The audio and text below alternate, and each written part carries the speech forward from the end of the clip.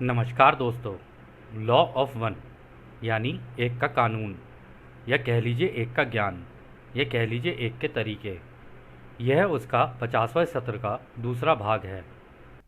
दोहराया जाता है कि इस किताब द्वारा दी गई सभी सूचनाएं और जानकारियां आप जान भी सकते हैं, मान भी सकते हैं, नज़रअंदाज भी कर सकते हैं और नकार भी सकते हैं, क्योंकि यह आपकी स्वतंत्र इच्छा या फ्री विल है, जो कि एक अनंत रचयिता द्वारा आपको दी गई है।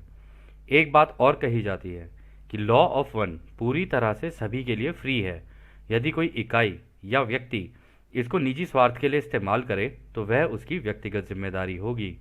और साथ ही साथ यह भी कहा जाता है कि यदि कोई व्यक्ति इसको अपनी भाषा में परिवर्तित करके दूसरों से साझा करना चाहे या फिर इन वीडियोस को अपने चैनल पर चलाना चाहे तो वह भी ऐसा कर सकता है, क्योंकि वह भी उसकी फ्री विल है।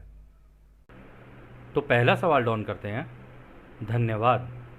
जैसा कि किसी छवि या दृश्य को देखकर निरंतर ध्यान लगाना होता है, तो क्या आप ये बता सकते हैं कि कैसे कोई माहिर बिना किसी बाहरी क्रिया के अपनी चेतना में झुकाव पैदा करेगा?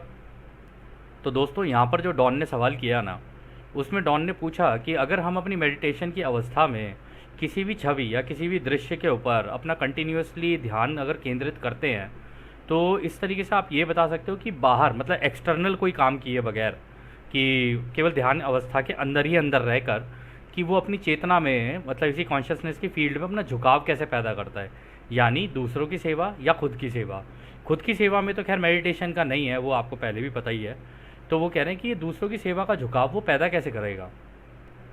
तो राज का जवाब देते हैं, यह कोई सरल प्रश्न नहीं है, क्योंकि माहिर वह है जो हरे रंग की किरण से आगे निकल जाता है, जो कि कटाई योग्य होने का संकेत है।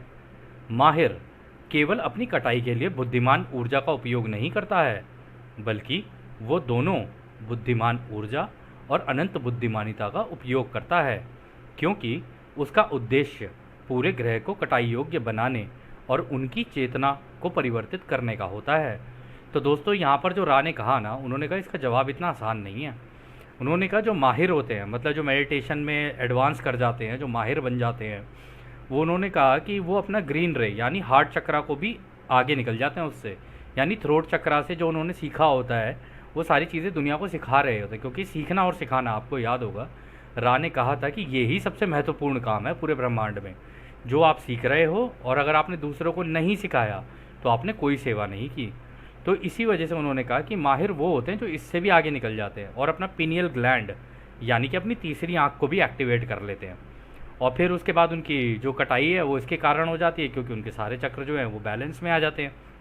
तो उन्होंने यहाँ पर एक चीज़ और इम्पॉर्टेंट कही कि जो वो व्यक्ति है ना, जो माहिर होता है, वो केवल बुद्धिमान ऊर्जा का उपयोग नहीं करता है, वो बुद्धिमान ऊर्जा और अनंत बुद्धिमानिता, यानी कि इन्हीं जो रोशनी के कण कण जो होते हैं ना, जिससे ये पूरा हमारी हवा और हम लोग सारे जो भरे पड़े इससे, कह रहे उसका इस्तेमाल करता है, और अनंत बुद्धिमानिता यानी रचयिता की बुद्धिमानिता का इस्तेमाल करता है, क्योंकि उसका उद्देश्य ये होता है कि वो यहाँ पर आकर दूसरों को भी कटाई योग्य बनाए और इस ग्रह की चेतना को परिवर्तित करे। यानी कि जब लोग ही इस दिशा के अंदर निकल जाएंगे तो ऑटोमेटिकली ग्रह की चेतना तो बढ़ेगी ना। जब लोग ही एडवांस करते चले जाएंगे, अपने ऊपर काम करते चले जाएंगे, मेडिटेट करना शुरू करेंगे और अपने आप को संतुलन में लाना शुरू करेंगे, तो ऑटोमेटिकली ग्रह की चेतना भी तो आगे बढ़ेगी। इससे वो चौथी घनत्वता की कटाई के योग्य बनेगा और पॉजिटिव दिशा में झुक जाएगा। तो यही काम होता है जो हमारे असेंडेड मास्टर्स जितने भी आए उनका भी था, और यही काम एक जो माहिर होता है उसको करना होता है यहाँ पर इस धरती पर। और दोस्तों, ऐसा नहीं है कि आप में से कोई माहिर नहीं हो सकता। यदि आप मेडिटेशन करते रहें और जैसे आप ये एक का ज्ञान सीख रहे हैं, या फिर मेडिटेशन में कुछ भी आपको जानकारियाँ प्राप्त हो रही हैं, आप वो दूसरों से अगर साझा करते हैं उनकी भलाई के लिए, तो भी आप एक माहिर के अंदर ही काउंट करेंगे। बेशक आप इस बुद्धिमान ऊर्जा का इस्तेमाल मतलब हवा में से चीज़ें बनाने का करें या ना करें, वो एक बात की बात है, वो तो एडवांस स्टेज में होता है। और उसके लिए रा ने बोला भी था कि ये स्टेज वो होती है कि वो व्यक्ति तो बिल्कुल ही आगे निकल गया है। तो अगर आप भी ऐसा करते हैं तो आप भी एक माहिर की कैटेगरी में, या कह लीजिए एक माहिर का ही जो पद है, या कह लीजिए एक माहिर जैसा ही व्यवहार आपका भी है। खैर, फिर वो आगे कहते हैं इस कार्य को करने का तरीका आपके भीतर ही है। पहली कुंजी है मौन और दूसरी विचारों की एकता, सिंगलनेस। इस प्रकार एक विजुअलाइजेशन द्वारा आप अपने भीतर की आंख यानी कि अपनी तीसरी आंख पर कई मिनटों तक स्थिर रह सकते हैं, ध्यान लगा सकते हैं, जैसा कि आप समय को मापते हैं। ऐसा करने से माहिर अपने विचारों की एकता को बढ़ाता है। विचार की इस एकता का उपयोग तब पॉजिटिव माहिर एक समूह में विजुअलाइजेशन करके करते हैं ताकि पॉजिटिव ऊर्जा को बढ़ाया जा सके, और नकारात्मक माहिर इसका प्रयोग अपने व्यक्तिगत ताकत को बढ़ाने के लिए करते हैं। तो दोस्तों यहाँ पर जो राय ने कहा, उन्होंने कहा इसको करने के दो कार्य हैं, मतलब दो तरीके हैं। एक तो है आप साइलेंस हो जाओ, बिल्कुल एकदम मेडिटेशन में चले जाओ, और दूसरा अपने जो विचार हैं ना उनकी सिंगलनेस में आओ। ये सिंगलनेस में आने का तरीका राय ने पहले भी बताया था कि जो भी आपके दिमाग में विचार चल रहे हैं उसका उल्टा उसका सीधा, उसका उल्टा उसका सीधा, ऐसे कर करके देखते रहोगे ना तो आपको एक यूनिटी आ जाएगी थॉट के अंदर, यानी कि एक संतुलन आ जाएगा। तो वो कह रहे हैं इस प्रकार अगर आप इस तरीके की विजुअलाइजेशन अपने भीतरी आँख यानी अपनी तीसरी आँख के ऊपर फोकस करके, यानी जब आप मेडिटेशन में बैठे तो अपना पूरा फोकस ये सोच के करें कि आपकी जो तीसरी आँख है ना उस जगह पर आप ये सारी की सारी चीज़ें जो पूरी की पूरी गतिविधि है उस दिशा में कर रहे हो आप, या वहाँ पे फोकस लगा के कर रहे हो। तो जब आप ऐसे करते हो ना तो वो कह रहे हैं कि आप अपने समय को जिस तरीके से मापते हो ना उस तरीके से आप अपने विचारों की एकता को बढ़ा दोगे। मतलब अगर आप कंटिन्यूसली यहाँ पर फोकस करके इस तरीके से करते रहे ना अपने विचारों के साथ, तो वो कह रहे हैं कि तब आप अपने विचारों की एकता यानी उनके अंदर यूनिटी ढूंढना शुरू कर दोगे और उसके अंदर यूनिटी आ जाएगी। और तब इसका इस्तेमाल एक पॉजिटिव जो होगा ना वो एक अपने समूह में, यानी क्योंकि आपके ग्रुप्स भी तो बनेंगे ना, आप मेडिटेशन करोगे, आप दूसरों के साथ अपने विचार साझा करोगे, आपके ग्रुप्स बनेंगे, तो इसमें आप विजुअलाइजेशन करके इस पॉजिटिव ऊर्जा को बढ़ा सकते हो। यानी कि जब ग्रुप में मेडिटेशन करते हैं तो इस पॉजिटिव ऊर्जा को बढ़ाकर इस ग्रह को उस पॉजिटिव दिशा के अंदर ले जाया जा सकता है। और इसी तरीके से एक जो नकारात्मक माहिर होगा यानी जो नेगेटिव साइड में झुका हुआ है ना, वो केवल अपनी ऊर्जा को बढ़ाने के लिए यानी अपनी ताकतें और अपनी शक्तियों को बढ़ाने के लिए करता है। खैर, तो अगला सवाल डॉन करते हैं, क्या आप मुझे बता सकते हैं कि कैसे कोई माहिर एक चित्र या दृश्य पर कई मिनटों तक ध्यान लगाने में सक्षम होता है? तो उसके बाद वह ऐसा क्या करता है कि जिससे ग्रह की चेतना प्रभावित होती है या वो अपने पॉजिटिव झुकाव को बढ़ा पाता है? मैं अभी भी इस बारे में पूरी तरह से नहीं समझ पाया हूँ।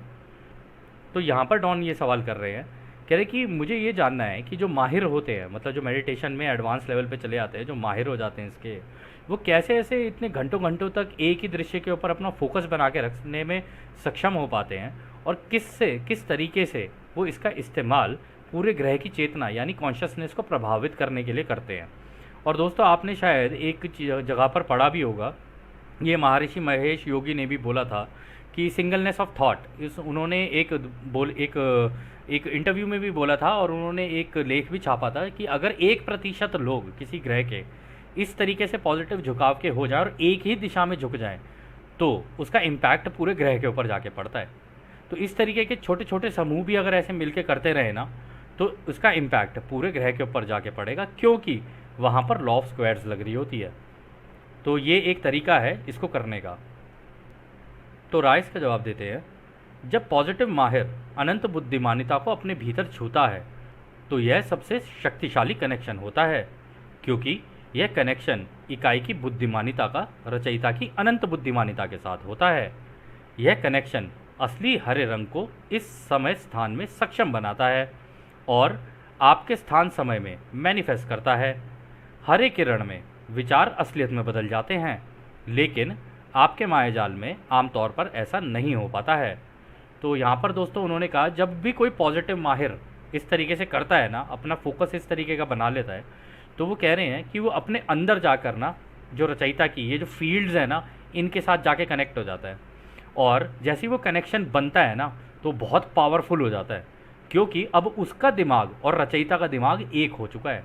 और जब ऐसा हो जाता है ना तो उसके अंदर वो रचयिता की अनंत बुद्धिमानिता भी आ जाती है, और इस वजह से वो कुछ भी अगर करना चाहता है ना, इसी हवा में से मान लो कोई चीज़ बनाना चाहे, ज़मीन में से हवा में उड़ना चाहे, दीवार क्रॉस करके निकलना चाहे, या जितनी भी चीज़ें आप सोच सकते हो जो आपको जादुई लगती हैं, वो सारी चीज़ें कर सकता है, क्योंकि उसे पता है कि रचयिता ने बाकी सारी चीज़ें कैसे बनाई हैं। अब उसके दिमाग में, उसकी बुद्धिमानिता में वो सारी चीज़ें आ गई हैं, और उन्होंने यहाँ का ये समय स्थान में सक्षम बनाता है, यानी कि अदृश्यता में ये सारी चीज़ें घटती हैं, और वहाँ से जिस दृश्य वाली जो दुनिया में जिसमें हम रह रहे हैं, इसमें वो चीज़ मैनिफेस्ट हो जाती है।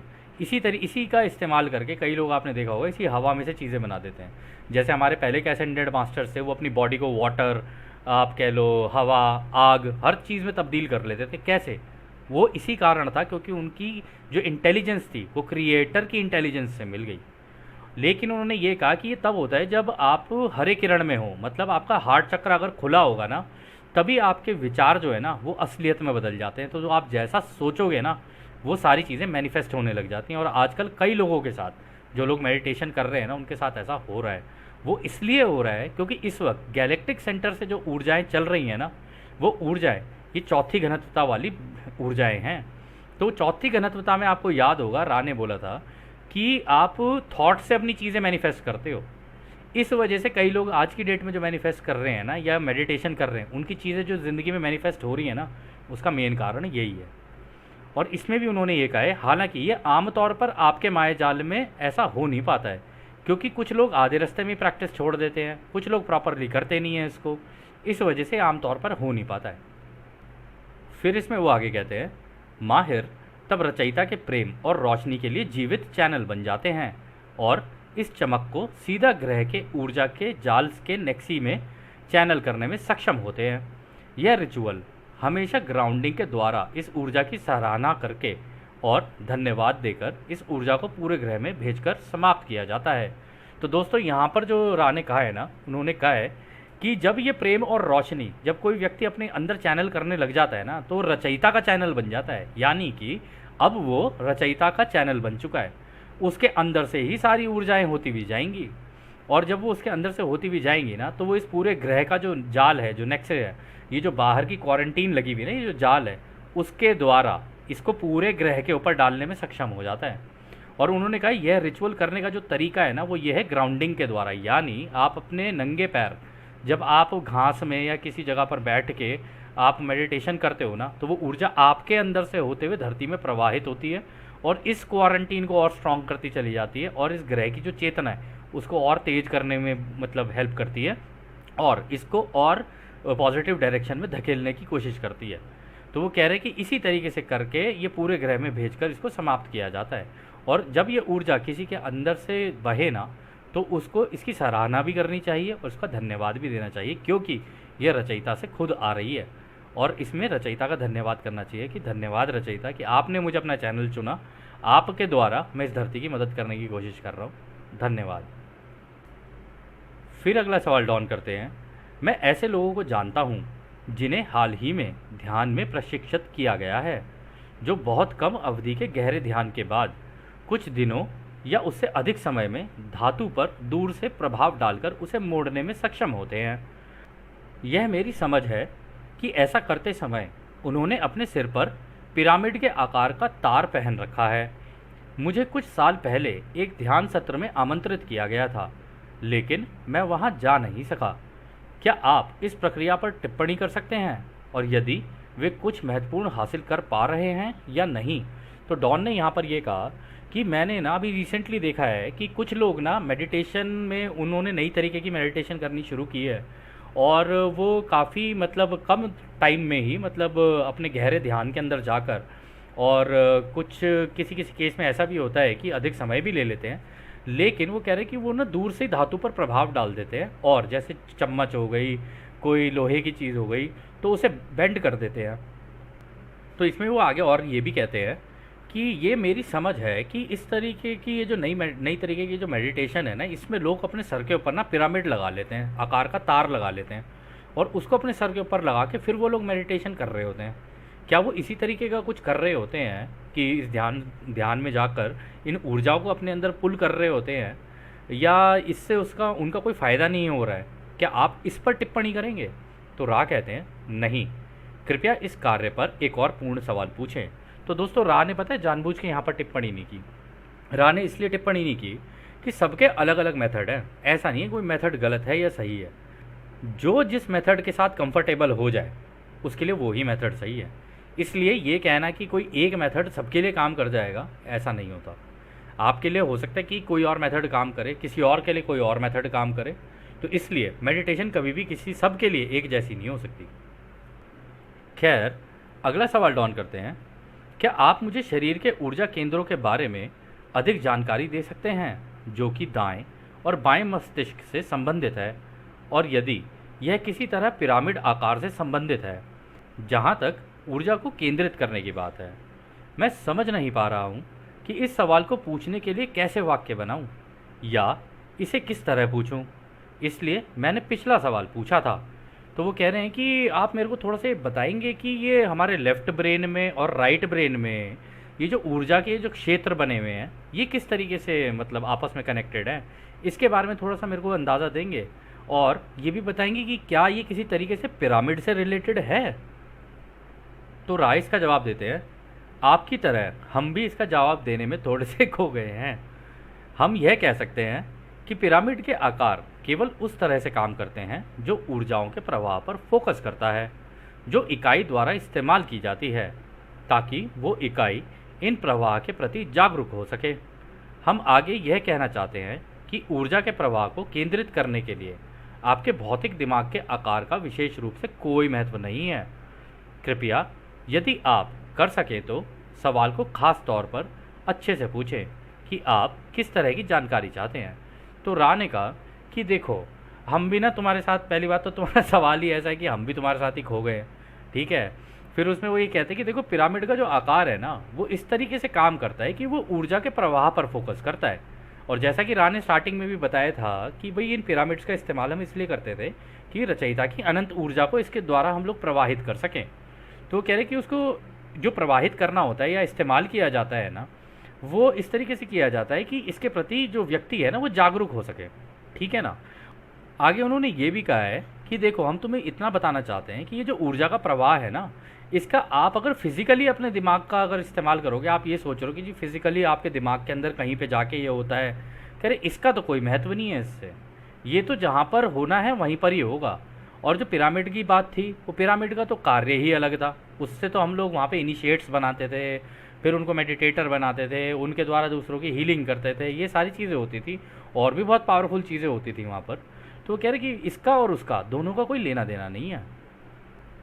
तो खैर, अगला सवाल डॉन करते हैं। हम में से प्रत्येक व्यक्ति ध्यान में सिर के अलग अलग हिस्सों में ऊर्जा का अनुभव करते हैं। क्या आप मुझे बता सकते हैं कि यह क्या है और इसका क्या मतलब है, और हम जिन अलग अलग स्थानों को महसूस करते हैं उसका क्या मतलब है? तो दोस्तों, ऐसा होता है मेडिटेशन में ना, कई लोगों के साथ ना सिर के अंदर जगह जगह पर अलग अलग ऊर्जाओं का अनुभव सा करता है कोई व्यक्ति। उनको टिंगलिंग भी हो सकती है, उनको अलग अलग तरीके की सेंसेशन भी हो सकती है, मतलब सिर के अंदर फिजिकली हम बता रहे हैं, हम ये नहीं कह रहे कि दिमाग के अंदर, फिजिकली भी होती है ये। तो वो कह रहे कि आप इनका क्या मेरे को मतलब बता सकते हो, क्योंकि हर किसी का अलग अलग होता है ये, किसी के साथ कहीं हो जाएगा, किसी के साथ कहीं हो जाएगा। तो रा कहते हैं, यदि आपको इन अनुभवों को अध्ययन करना है तो पिरामिड को भूलना ही आपके लिए मददगार होगा। ऊर्जा के प्रवाह को उन ऊर्जा केंद्रों द्वारा महसूस किया जाता है जिसकी आवश्यकता होती है और जो सक्रिय होने के लिए तैयार होते हैं। इस प्रकार जो लोग वायलेट रे स्तर पर उत्तेजना महसूस करते हैं वे ठीक वैसा ही प्राप्त करते हैं, यानी कि वो वायलेट किरण का अनुभव करते हैं जो माथे में भौहों के बीच महसूस कर रहे हैं। वो इंडिगो किरण का अनुभव कर रहे हैं, और ऐसे ही आगे की किरण के लिए भी होता है। वो लोग जिन्हें झुंझुनी और छवि दृश्य का अनुभव होता है, उनके जो ऊर्जा केंद्र सक्रिय होने वाले होते हैं उनमें रुकावट होती है, और इस प्रकार विद्युत शरीर इस ऊर्जा को फैलाता है और इसका प्रभाव बिखर जाता है। तो दोस्तों, यहाँ पर बहुत ही इंपॉर्टेंट बात रा ने कही है।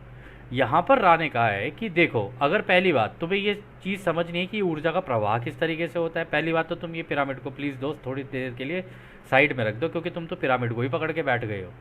वो कह रहे हैं कि ऊर्जा का प्रवाह जो होता है ना, अलग अलग ऊर्जा केंद्रों में अलग अलग तरीके से महसूस किया जाता है। और ये अगर आप एक अच्छे मेडिटेटर हैं या अगर आपने मेडिटेशन में किया होगा तो आपको कई जगहों पर इसका एहसास भी हुआ होगा, आप में से कई लोगों को। और कई लोगों को होता भी है, यदि आप उनसे पूछेंगे तो वो आपको बताएंगे भी इस बारे में। तो वो कह रहे हैं कि जैसे जैसे वो सक्रिय होते जाते हैं ना, एक्टिवेट होते जाते हैं आपके एनर्जी सेंटर्स, उसमें उत्तेजना महसूस होने लग जाती है। इसलिए उन्होंने कहा कि जो वॉयलेट रे स्तर पर ना उत्तेजना महसूस करते हैं वे ठीक वैसा ही प्राप्त करते हैं। यानी कि दोस्तों इस केस में पता क्या होता है, क्योंकि ये हमारे साथ भी हुआ है। तो इस केस में होता क्या है कि जब आप मेडिटेशन कर रहे होते हो ना, और आपका जो है ये ऊर्जा केंद्र जितने भी आपका बैलेंसिंग हो रही है, अगर आपका बैलेंस बनना शुरू हो गया ना, तो जो आपका क्राउन चक्रा होता है ना, जो सर के ऊपर होता है, होता क्या है वहाँ से आपको ऐसा लगेगा जैसे कोई बीमिंग कर रहा है। और बीमिंग इस तरीके से होती है कि जहाँ पे हमारे सर के बीच में तालू होता है ना, तालू जहाँ पर बच्चा पैदा होता है, तो हम वहाँ पर माँ जो होती है वो क्या कहते हैं, उसके ऊपर तेल डालती रहती है सर के ऊपर ना, कहते हैं कि ये बच्चे का सबसे सेंसिटिव एरिया है, ऐसे करके बोला जाता है। तो उस एरिया में ना जब आप मेडिटेशन कर रहे होगे ना, तो आपको ऐसा एहसास होगा जैसे किसी ने सुई चुभो दी हो। ये बिल्कुल इसी तरीके का दर्द होता है महसूस, इसी तरीके की उत्तेजना आपको महसूस होगी। इसका मतलब आपका संतुलन बन गया, आपके जो चक्रास हैं उनका संतुलन बना है, और उसकी वजह से वो उत्तेजना आपको क्राउन चक्रा की थ्रू बीमिंग हो रही होती है आपके दिमाग के अंदर। और ये इतना तीखा दर्द होता है ना, हो सकता है कि आप मेडिटेशन करते हुए हल्के से तिल मिला भी जाओ, इतना तीखा होता है ये। लेकिन इसको कंटिन्यूटी में रखना चाहिए, मतलब आप अगर इसको जब ये हो रहा होता है ना, उसी वक्त अगर आप धन्यवाद कह दो ना कि धन्यवाद हमारे अनंत रचयिता मुझे ये वाला अनुभव देने के लिए, तो धीरे धीरे ना चला जाता है, अपने आप ही चला जाता है वो। तो लेकिन ये एक साइन होता है कि हाँ अब आपकी बैलेंसिंग हो गई है। और इसी तरीके से फिर वो आगे कहते हैं कि जो माथे की मतलब भौहें हैं ना, जो मतलब हमारी आईब्रोज होती हैं, उनके बीच में अगर आपको अगर होगा ना, अगर आपका इंडिगो यानी पिनियल ग्लैंड अगर एक्टिवेट हो रहा है ना, तो आपको पता है किस तरीके से पता चलेगा ये। आप मेडिटेशन में बैठे रहोगे, आप बैठे हुए हो, आपकी ये जो भौहों के बीच में जो सेंटर है ना, जहाँ पे तीसरी आँख आप लोग लोकेट करते हो, यहाँ पे ना फड़फड़ाहट होनी शुरू हो जाएगी बड़ी तेज़ी से। परंतु कई लोग ऐसे होते हैं इस फड़फड़ाहट को ना देखकर कि भाई मेरी ये यहाँ पर फड़फड़ाहट क्यों हो रही है, तो वो ना थोड़े से उत्तेजित भी हो जाते हैं और वो घबरा भी जाते हैं।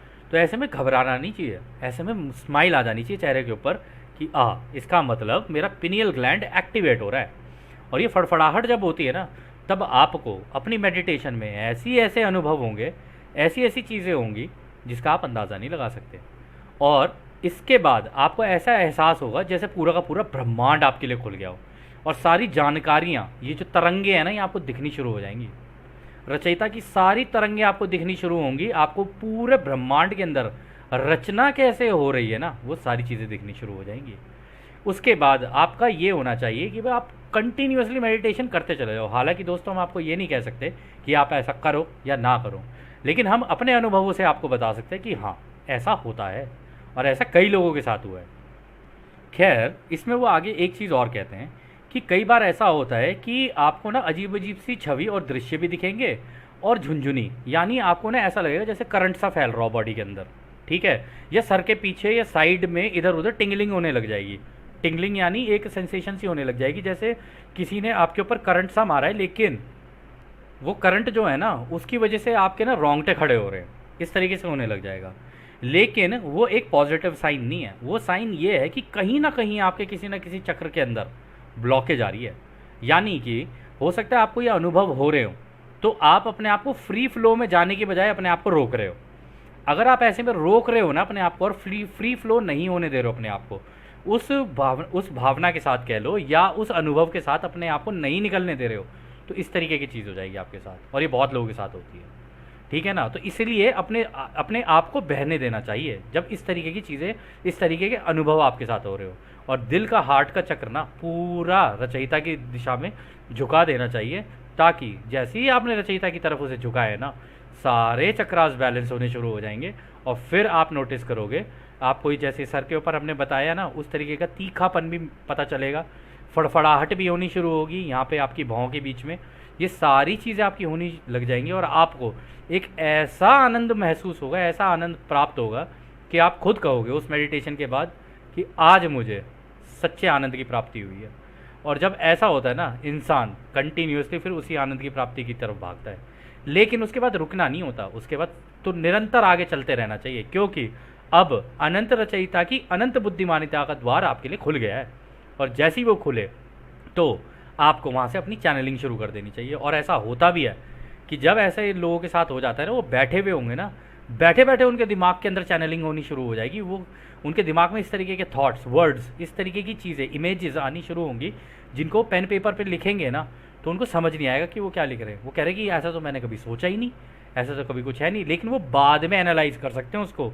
जिस टाइम पे चैनलिंग हो रही होती है ना, उनको खुद को नहीं पता होता है कि हो क्या रहा है, वो बस उसको नोट डाउन कर सकते हैं उस टाइम पर। और यही तरीका है, जब इस तरीके की चैनलिंग हो जाए ना, आपकी अनंत बुद्धिमानिता के साथ कनेक्शन हो जाए, तो उसी टाइम पर पेन पेपर लेके लिखना शुरू कर देना चाहिए। और अगर कुछ इमेजेस आ रही हैं तो इमेजेस बनाना शुरू कर देना चाहिए। कई लोगों की हाथों की मुद्रा बन जाती है, तो उन हाथों की मुद्रा को उसके ऊपर ड्रॉ कर लेना चाहिए। अलग अलग अनुभव होते हैं हर किसी के साथ कुछ भी हो सकता है। तो ऐसे में अपने आप को तैयार रखना चाहिए। इसलिए हमेशा कहते हैं कि जब भी आप मेडिटेशन करें तो साथ में एक कागज़ और एक किताब, या कह लीजिए एक किताब और एक पेन और एक पेपर आपके पास होना ही चाहिए, ताकि आपके जो अनुभव हुए हैं मेडिटेशन में उनको इंसान लिख ले। उनको लिख लेगा ना तो बाद में बैठ के अच्छे से एनालाइज भी कर सकता है वो।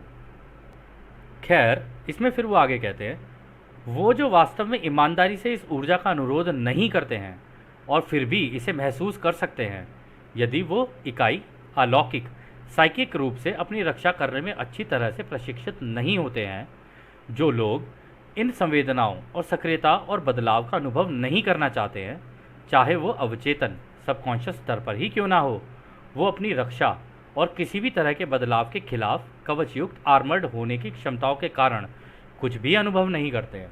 तो देखा दोस्तों, यहाँ पर रा ने बता ही दिया। रा ने कहा कुछ लोग ना इन चीज़ों से घबरा जाते हैं, तो वो कहते हैं वो अपनी पूरी ईमानदारी से इसका अनुरोध नहीं कर रहे होते, ना ही मांग रहे होते हैं रचयिता से। तो वो कह रहे कि इस वजह से वो इसको महसूस नहीं कर पाते। उनकी वो जो साइकिक एबिलिटीज़ होती है ना, जैसे रिमोट व्यूइंग हो गई, मतलब जिसे वो बोलते हैं, क्या कहते हैं, दूरदर्शिता कह लो आप, वो आपकी क्या कहते हैं, ये स्पून बेंड करने वाली एबिलिटी जिसे टेलीकिनेसिस बोलते हैं, और भी एबिलिटीज़ जैसे हवा में नीचे से ऊपर उठ जाना, ये सारी चीज़ें, हवा में गायब हो जाना, ये सारी एबिलिटीज़ उस टाइम पर आप एक्वायर कर सकते हो, आप ले सकते हो। लेकिन आप पूरी तरीके से ईमानदारी से अनुरोध नहीं कर रहे हो और आपको डर लग रहा है। और कहीं ना कहीं हो सकता है वो डर जो है, या वो संवेदनाएं हैं, या वो जो भाव हैं आपके, वो आपके कहीं ना कहीं सबकॉन्शियस माइंड में कि अगर ऐसा होगा तो भगवान जाने मेरे साथ क्या होगा। अरे क्या होगा, रचयिता ही तो बन रहे हो आप, अंत में जाके आपको रचयिता ही तो बनना है, कुछ भी नहीं होगा इसमें आपका। उल्टा हाँ, कुछ टाइम के लिए हो सकता है आप थोड़ा सा अनस्टेबल महसूस करो, लेकिन कंटिन्यूसली अगर आप मेडिटेट करते रहोगे ना, आप दोबारा स्टेबिलिटी में आ जाओगे। ऐसा नहीं होता कि कोई अनस्टेबल हो जाए बिल्कुल ही। तो इसमें भी वो कह रहे हैं कि इस तरीके से ना लोग अपने आप के ऊपर ना एक कवच लगा लेते हैं, और वो कवच लगाने के कारण ना उनका वो अनुभव ही नहीं कर पाते हैं। वो मेडिटेशन में बैठते तो हैं, वो ज़बरदस्ती कर रहे होते हैं कि नहीं, कुछ लोग ऐसे कर रहे होते हैं, नहीं मुझे ये अनुभव चाहिए। कुछ लोग कहते हैं मेरे को तो बस मेडिटेशन करनी है, अब ये अनुभव मिले ना मिले कोई बात नहीं। तो मेडिटेशन में आप जो मांगोगे ना आपको वही तो मिलेगा। रचयिता से आप जो अनुभव मांगोगे वही तो मिलेगा। फ्री विल का कॉन्सेप्ट है, पूरे ब्रह्मांड में लगा हुआ है, आप जैसा चाहोगे वैसा ही तो होगा। तो इसलिए यहाँ पर आने कह दिया कि कई लोग इस तरीके का कवच लगा लेते हैं, इसलिए वो बेचारे अनुभव नहीं कर पाते हैं। और दोस्तों, इस कवच का जो कारण होता है ना, वो है बचपन से आपके अंदर के जो डर हैं, बस वो, और कुछ नहीं। यदि वो डर निकल जाएंगे ना तो ये कवच अपने आप ही हट जाएगा और आपकी सारी एबिलिटीज़, सारी चीज़ें आपको मिल जाएंगी। अगर आप ये चीज़ें किसी छोटे बच्चे को कराओगे ना, वो आपसे बेहतर कर लेगा। पता है क्यों? बच्चों के अंदर डर ही नहीं होता। डर तो जब तक हम बड़े होते जाते हैं ना, अलग अलग तरीके के डर हमारे अंदर स्थापित किए जाते हैं। सामाजिक डर, ये डर, वो डर, इससे डर, उससे डर, ये तो बड़े होते होते होता है। छोटे बच्चे को आप देखोगे ना, उसके अंदर कोई डर नहीं होता। इसीलिए कई छोटे बच्चे अगर बचपन से ही मेडिटेशन शुरू कर देते हैं ना, उनके पास ये साइकिक एबिलिटीज़ पहले आ जाती हैं, बड़ों से पहले आ जाती हैं ये। वो इसलिए क्योंकि उनको तो डर ही नहीं है, उनके लिए तो खेल लग रहा है, उनको तो मज़ा आ रहा है इस चीज़ के अंदर। वो कह रहे हैं अरे मैं तो ये भी कर सकता हूँ, अरे मैं तो वो भी कर सकता हूँ, इसलिए बच्चे कर पाते हैं इस कार्य को। खैर, अगला सवाल डॉन करते हैं। अभी मुझे एक साथ दो तरह के एहसास हो रहा है, क्या एक बार में दो तरह का एहसास होना सामान्य है? तो रा कहते हैं माहिर के लिए सबसे सामान्य ये सारी बातें हैं। इंडिगो किरण में उत्तेजना, उस महान प्रवेश द्वार को हीलिंग में सक्रिय करना, जादुई कार्य, प्रार्थनापूर्ण ध्यान और उनके अस्तित्व में एक चमक का होना, और वायलट किरण की उत्तेजना जो कि रचयिता की ओर से आध्यात्मिक ज्ञान देना और लेना है, जो कि रचयिता से रचयिता तक होने लगता है। तो दोस्तों, यहाँ पर रा ने बिल्कुल क्लियर कर दिया है। रा ने कहा है कि देखो, ये जो माहिर होते हैं ना, मतलब अगर आपको ये जानना है कि मेडिटेशन में क्या मेरे अंदर माहिरता आ रही है, तो उसके सारे तरीके रा ने बता दिए, सारे साइंस बता दिए रा ने, कि आपके इंडिगो किरण में, यानी आपकी जो पीनियल ग्लैंड है ना, उसमें उत्तेजना होने लग जाएगी, यानी फड़फड़ाहट होने लग जाएगी उसके अंदर हो सकता है तीखापन भी लगने लग जाए आपको तीसरी आंख में, जैसे उसके अंदर भी किसी ने सुई चुभो दी हो, ये भी हो सकता है, वो कह रहे हैं। और दूसरा, महान प्रवेश द्वार को हीलिंग में सक्रिय करना, यानी महान प्रवेश द्वार क्या हुआ आपका, यही आपका पीनियल ग्लैंड, इसको सक्रिय करना, ये एक्टिवेट हो जाता है तब पूरी तरीके से। जादुई कार्य जो इन्होंने यहाँ पर बोला ना, वो ये कि इसी हवा में गायब हो जाना, इसी हवा से निकल आना, हवा में उड़ जाना, वो ये लेविटेशन और ये रिमोट व्यूइंग और ये सारी चीज़ें उनकी एक्टिवेट हो जानी और नॉर्मली उनके ज़िंदगी का हिस्सा बन जानी। और प्रार्थनापूर्ण ध्यान कि मतलब जब वो मेडिटेशन में बैठेंगे ना, तो रचयिता के साथ ही बैठेंगे वो। उनको अगर आप इधर उधर बोलोगे ना, भाई इसका कर ले, उसका कर ले, ये कर ले, वो नहीं, वो कहें, वो उनका एक ही कहना होगा, मैं जानता हूँ अपने रचयिता को, मैं रचयिता के साथ बैठूँगा और सीखूंगा भी रचयिता से। उनका सीन सिंपल होगा कहना, वो इधर उधर, मतलब उनको आप डिस्ट्रैक्ट नहीं कर सकते इस चीज़ से। और दूसरा, उनके अस्तित्व में एक चमक का होना, मतलब उनसे आप बात करोगे, उनकी बातों में भी आपको झलक जाएगा ये सारी चीज़ें, आप उनसे मिलोगे, उनके ऑरा के अंदर आपको पता चल जाएगा, आप उनके आसपास होगे ना, आपको उनके ऑरा के अंदर एक खुशी का एहसास होने लग जाएगा उनके साथ, आपको अच्छा लगेगा उनके साथ बैठना। और उन्होंने बोला, वायलेट किरण की उत्तेजना जो कि रचयिता की ओर से आध्यात्मिक ज्ञान देना और लेना है, जो कि रचयिता से रचयिता तक होने लगता है। यानी कि ये जो सर में जो बीमिंग होती है ना, टॉप में, हेड में, जो जहाँ पे हमने बताया ना तालू की तरफ होती है, तालू की तरफ भी हो सकती है, हल्की सी पीछे भी हो सकती है। तो वो कह रहे कि अगर वहाँ से इस तरीके की बीमिंग अगर तुम्हारी तरफ हो रही है ना, तो ये समझ लेना डायरेक्ट रचयिता की तरफ से आ रही है, अनंत रचयिता की तरफ से तुम्हारी तरफ ये बीमिंग हो रही है, और वो अब अपना आध्यात्मिक ज्ञान तुम्हें देना चाहते हैं, और जो तुम्हारे पास ज्ञान है वो तुमसे लेना चाहते हैं। और इससे पता चलता है कि रचयिता किसी को भी अपने आप से कम नहीं समझते हैं, हर किसी को अपने बराबरी रखकर तोल कर चलते हैं वो। तो वो कह रहे कि अब तुम रेडी हो उस आध्यात्मिक ज्ञान को लेने के लिए। तो ये सारे साइंस हैं। यदि आप में से किसी के साथ ऐसा हो रहा हो, तो आपको आपके सवालों के जवाब यहाँ मिल गए हैं कि आपके साथ यदि ऐसा हो रहा है तो वो क्यों हो रहा है, यानी आपका कनेक्शन रचयिता के साथ बन रहा है। और इसको कंटिन्यूटी में रखना फिर ये आपकी जिम्मेदारी है, आप करना चाहें या ना करना चाहें, ये तो आप ही की फ्री विल है। और इसमें भी देखिए रा ने बोल दिया है, यह एक इच्छा करने योग्य व्यवस्था है, यानी ये तो आपकी इच्छा पर निर्धारित है कि आप इस ज्ञान को लें या ना लें। फिर वो आगे कहते हैं, क्या कार्ला को छोड़ने से पहले कोई छोटा सवाल है? तो डॉन कहते हैं, क्या ऐसा कुछ है जो हम कार्ला को अधिक आरामदायक बनाने या संपर्क में सुधार करने के लिए कर सकते हैं? तो रा कहते हैं, आप कर्तव्यनिष्ठ हैं और आपने सभी वस्तुओं को सावधानी से रखा है। इस बात का ख्याल रखना अच्छा होगा कि कार्ला की गर्दन इसके सहारे टेक के ऊपर सावधानी से रखा गया हो। हम आपको एक अनंत रचयिता के प्रेम और रोशनी में छोड़ रहे हैं, इसलिए एक अनंत रचयिता की शक्ति और शांति में आनंदित होते हुए आगे बढ़ें। आडने। खैर दोस्तों, यह सत्र अभी यहीं समाप्त होता है, लेकिन इस सत्र को अंत करने से पहले आज हम आपको एक विशेष बात बताना चाहते हैं कि आज लॉ ऑफ वन के पूरे 50 सत्र कंप्लीट हो चुके हैं, यानी कि एक तरह से देखा जाए तो इसकी हाफ सेंचुरी कंप्लीट हो चुकी है। और इस हाफ सेंचुरी तक पहुंचने के लिए जिन लोगों ने पीछे से कड़ी मेहनत की है, आज हम उन लोगों के नाम आपसे साझा करना चाहते हैं। हमारे लिए तो दोस्तों वो लाइट वर्कर्स ही हैं, और हमारे लिए ये वो हैं जिनकी सहायता से आज हम यहाँ पर पहुँच पाए हैं। और ये वो लोग हैं जिन्होंने कड़ी मेहनत सुबह शाम दिन रात इस लॉ ऑफ वन के सेशंस को अंग्रेजी से हिंदी में ट्रांसलेट किए, या कह लीजिए अलग अलग तरीक़ों से दूसरों की सहायता या दूसरों की मदद की है। तो हम उनको लाइट वर्कर्स, कंट्रीब्यूटर्स या ट्रांसलेटर्स कहेंगे, और अपने पूरे दिल से उनके लिए प्रेम और उनके लिए रिस्पेक्ट और उनके लिए ग्रैटिट्यूड अपना देना चाहेंगे। तो उनके नाम हैं मीनाक्षी वर्मा जी, वैशाली पटेल जी, भरत लखानी जी, जो कि जितने भी लॉ ऑफ वन के स्टूडेंट्स हैं जो मेडिटेशन सीखना चाहते हैं उनकी निरंतर मदद करते हैं सुबह और शाम, और पूरी ईमानदारी और निरंतरता के साथ इस कार्य को कर रहे हैं। सोनिया जी जो ट्रांसलेशन में भी मदद कर रही हैं, अंकित जी, हरप्रीत जी, यज्ञेश भाई, के जी, अथर्व नागर जी। हालांकि इनका नाम अथर्व नागर नहीं है, ये इनके बेटे का नाम है। अभी उनका नाम याद नहीं था तो इसलिए यहाँ पर डाल नहीं पाए, तो अगली बार हम कोशिश करेंगे उनका नाम डाल पाएँ।